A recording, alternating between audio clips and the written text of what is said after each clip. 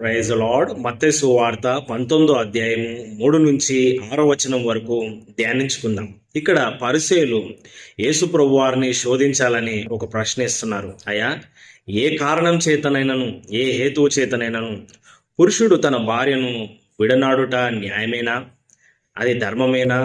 భార్యాభర్తలు విడిపోవడము మంచిదేనా అని యేసు ప్రభువారిని ప్రశ్నిస్తా ఉన్నారు.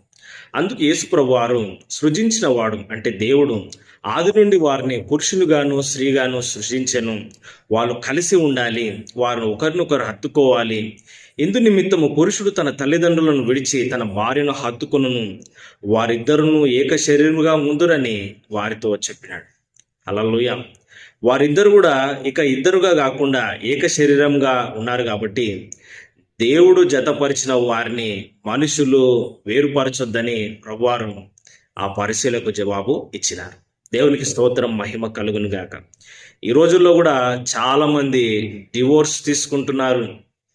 ఎందుకు డివోర్స్ అంటే, మా ఆయన నాకు నచ్చలేదండి, మా భార్య నాకు నచ్చలేదండి,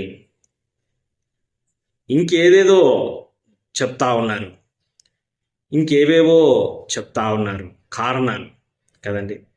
కలిసి ఉండాలి అనుకుంటే మీరు కాంప్రమైజ్ అవ్వాలి, హల్లెలూయా, తగ్గించుకోవాలి. భార్య తగ్గించుకోవాలి, భర్త తగ్గించుకోవాలి, తగ్గించుకొని ఒకరిని ఒకరు భరించుకోవాలి. ఇదే క్రీస్తు ప్రేమ కదండి. నీవు ఎందుకు విడవాలనుకుంటున్నావు కదండి. కొంతమంది లోకంలో పాపంలో పడిపోయినారు. మరి భార్య ఓర్చుకోవాలి, ఇంకా భర్త కోసం ప్రార్థన చేయాలి. లోకంలో పడిపోయినాడండి, తాగుబోతుడుగా తిరుగుబోతుగా ఉన్నాడండి, నువ్వు ప్రార్థన చెయ్యి. నీ భర్త కోసం కన్నీటి ప్రార్థన చెయ్యి. నా భార్య మంచిది కాదండి, గయ్యాలండి, నన్ను హింసిస్తుందండి, నీ భార్య కోసం నువ్వు ప్రార్థించు. నేను విడిపోతానండి అంటున్నారు, కానీ పిల్లలు పెద్దగా అయినారు కదండి. వారి ముఖం చూసి కూడా వీరి కనికరం రాదు కదండి.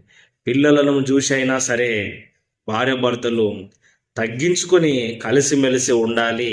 హల్లెలూయా. భార్య భర్తలు కలిసి తమ కుటుంబాన్ని నిలబెట్టుకోవాలి. పిల్లలకు మంచి భవిష్యత్తునివ్వాలి. దేవుని కొరకు సాక్షిగా జీవించాలి. కలిసి ప్రార్థించాలి, కలిసి మందిరానికి వెళ్ళాలి, మందిరంలో ఉండాలి, సహవాసంలో ఉండాలి కదండి. దేవుడు జతపరిచినాడు, మనుషులు వేరుపరచొద్దు, కోర్టు పోలీసులు వేరుపరచొద్దు. కలిసి జీవించడము దేవుని చిత్తము, విడగొట్టడము సైతాను తంత్రము. అది గ్రహించి ప్రభు మార్గంలో నడుచుకుంది.